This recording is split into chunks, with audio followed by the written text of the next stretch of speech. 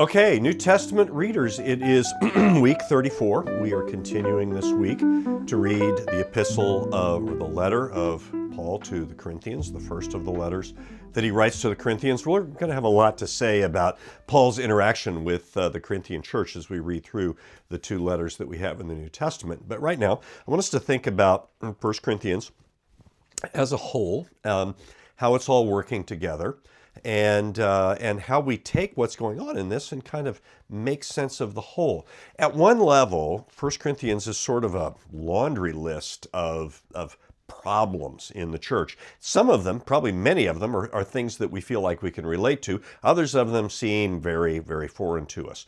At the beginning of the book, and we've already started to read this last week, we see that the church is divided into factions, labeled according to their loyalty to different Christian leaders. As we read this week, we're going to see that the church has a problem with sexual immorality. It has a problem with people taking each other to court to settle their disputes, lawsuits between believers.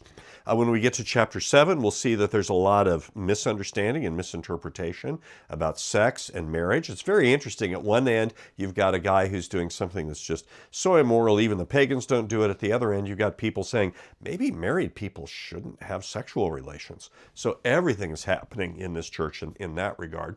And in the week to come, after this week, we're going to see other issues, that there's a problem of meat sacrifice to idols.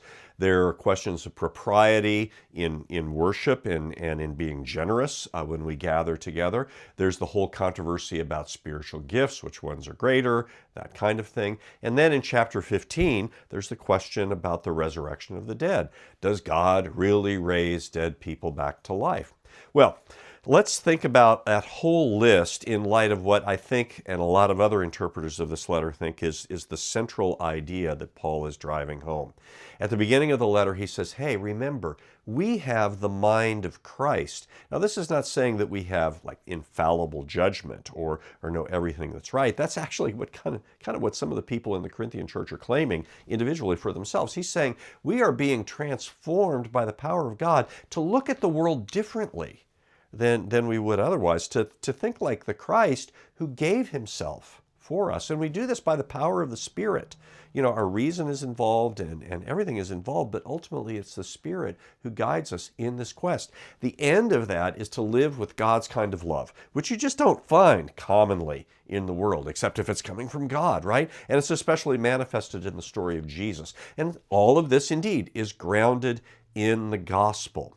And so as you are reading this book and as you're going through all of the questions, kind of think, all right, how is that notion of being transformed to have the mind of Christ, and so living out God's kind of love at work? And what does it do to people who say, you know, we understand, we get this?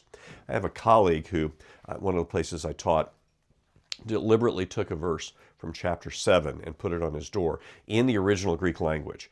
The verse would be translated, knowledge puffs up, but love builds up. Well, he was playing kind of a game with his students. If you think you're smart and you can read this in Greek, well, listen up, because knowledge puffs up, but love builds up. Actually, knowledge is great, but when we think that we have knowledge, we're missing something.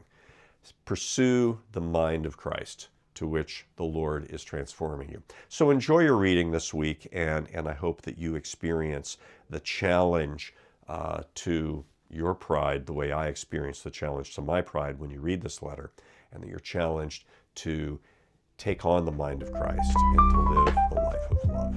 Happy reading.